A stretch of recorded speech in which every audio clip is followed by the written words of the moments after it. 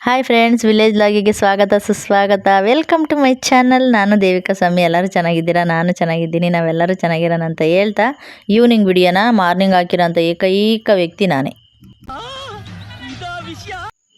ತಟ್ಟೆಲಿ ನೀವು ಮುದ್ದೆ ಇಟ್ಕೊಂಡ್ರು ಖಾಲಿ, ಅನ್ನ ಇಟ್ಕೊಂಡ್ರು ಖಾಲಿ, ಎಲ್ಲ ಖಾಲಿ ಖಾಲಿ ಖಾಲಿ. ಆ ಥರ ರೆಸಿಪಿನ ಇವತ್ತು ನಾನು ನಿಮ್ಮ ಮುಂದೆ ತಗೊಂಬಂದಿದ್ದೀನಿ ಫ್ರೆಂಡ್ಸ್. ನಿಜವಾಗ್ಲೂ ಸೂಪರಾಗಿರುತ್ತೆ ಈ ಸಾಂಬಾರು.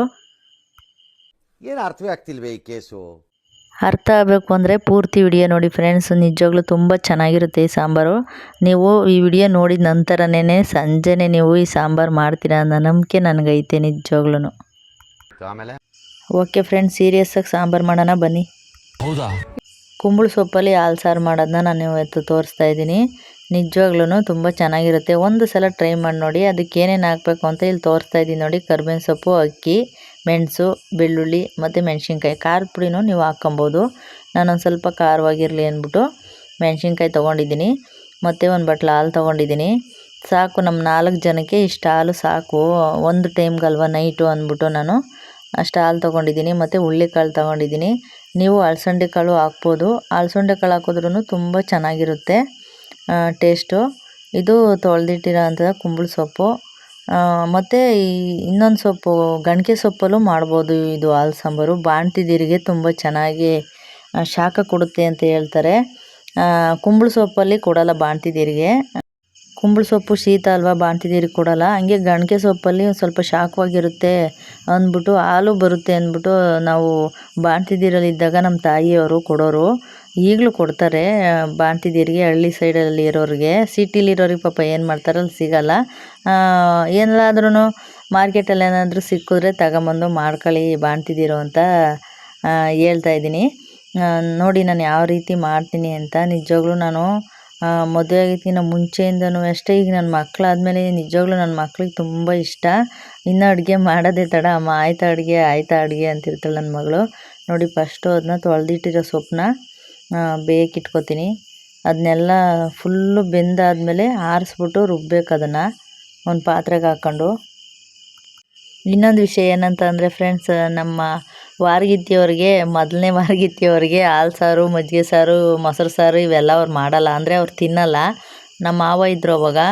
ಇವಾಗ ತೀರೋಗಿದ್ದಾರೆ, ಇಲ್ಲ ಅವರು. ನಾನೇನಾದರೂ ಹಿಂಗೆ ಸಾಂಬಾರು ಮಾಡಿಬಿಟ್ರೆ ಇಸ್ಕೊಂಡು ಹೋಗೋರು. ಹೋಗಿ ನಿಮ್ಮ ಚಿಕ್ಕಮ್ಮಂತವ ಸಾಂಬಾರು ಇಸ್ಕಮ್ಮ ಅಂತ ಹೇಳಿ ಕಳಿಸೋರು. ತಿಂದುಬಿಟ್ಟು ಆ ಸಾಂಬಾರನ್ನ ನೋಡಿ ಎಷ್ಟು ಚೆನ್ನಾಗಿ ಮಾಡೋಳು ಸಾಂಬಾರನ್ನ ಅಂತ ನಾನು ಹೊಗಳ್ತಾ ಇದ್ದಾಗ ಒಂಥರ ಜಲಸ್ಸಿ ಫೀಲ್ ಆಗೋದು ನಮ್ಮ ವಾರಗಿತ್ತಿಯವ್ರಿಗೆ. ನಾನು ಮಾಡೋದು ಎಲ್ಲ ಕೆಟ್ಟದಾಗಿರುತ್ತೆ, ಅವಳು ಮಾಡೋದೆಲ್ಲ ಚೆನ್ನಾಗಿರುತ್ತೆ ಅನ್ನೋ ಥರ ಮಾತಾಡೋರು. ಹಂಗೆ ತುಂಬ ಚೆನ್ನಾಗಿರುತ್ತೆ ಈ ಸಾಂಬಾರು. ಸಾಂಬಾರು ತಿಂದ್ಬಿಟ್ಟು ಇಬ್ಬರು ಜಗಳಕ್ಕೆ ಎದ್ಬಿಡೋರು ಫ್ರೆಂಡ್ಸ್. ನಾನು ಅವಾಗ ಯೋಚನೆ ಮಾಡೀನಿ, ನಾನು ಸಾಂಬಾರು ಕೊಟ್ಬಿಟ್ಟು ಇವರಿಬ್ಬರೂ ಜಗಳ ಮಾಡೋಂಗೆ ಮಾಡ್ಬಿಟ್ನಲ್ಲಪ್ಪ ಅಂತ. ಅದಕ್ಕೆ ಹೇಳ್ತೀನಿ, ನೀವೇನಾದರೂ ಮನೇಲಿ ಸಾಂಬಾರು ಮಾಡಿದ್ರೆ ಪಕ್ಕದ ಮನೆಯವ್ರಿಗೆ ಕೊಡಬೇಡಿ.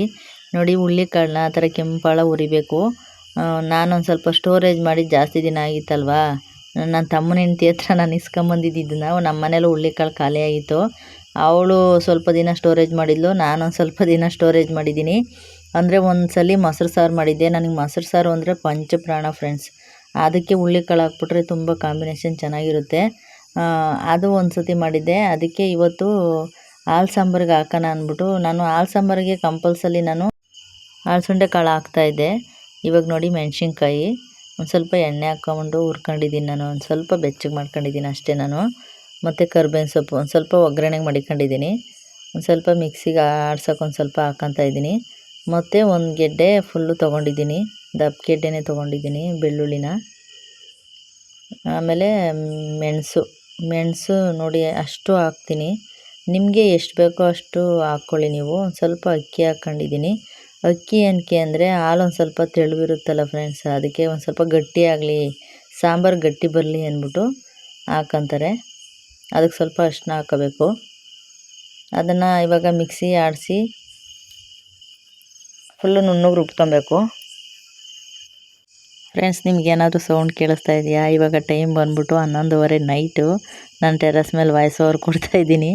ಇಲ್ಲೆಲ್ಲ ಸೌಂಡ್ ಆಗ್ತಾಯಿದೆ, ಸ್ವಲ್ಪ ಅಡ್ಜಸ್ಟ್ ಮಾಡ್ಕೊಳ್ಳಿ ನನಗೋಸ್ಕರ. ನೋಡಿ, ರುಬ್ಬಿದ್ದೀನಿ. ಅದು ರುಬ್ಬಿರೋದನ್ನ ತೊಳೆದಿಲ್ಲ, ಯಾಕಂದರೆ ಇನ್ನೂ ಸ್ವಲ್ಪ ಇವಾಗ ಸೊಪ್ಪು ಬೇಯಿಸಿರೋದನ್ನ ರುಬ್ಬಬೇಕಲ್ವ. ನೋಡಿ, ಅಷ್ಟು ಸೊಪ್ಪು ಹಾಕಿರೋದಕ್ಕೆ ನೋಡಿ ಎಷ್ಟು ಸೊಪ್ಪು ಆಗೈತೆ ಅಂತ ನೋಡಿ, ಅದನ್ನ ರುಬ್ಕೊಂಡಿದ್ದೀನಿ. ನಿಜವಾಗ್ಲೂ ಚೆನ್ನಾಗಿರುತ್ತೆ, ಒಂದ್ಸಲ ಮಾಡಿ ಫ್ರೆಂಡ್ಸ್. ಇದು ನಮ್ಮದು ಗೋಬರ್ ಗ್ಯಾಸು.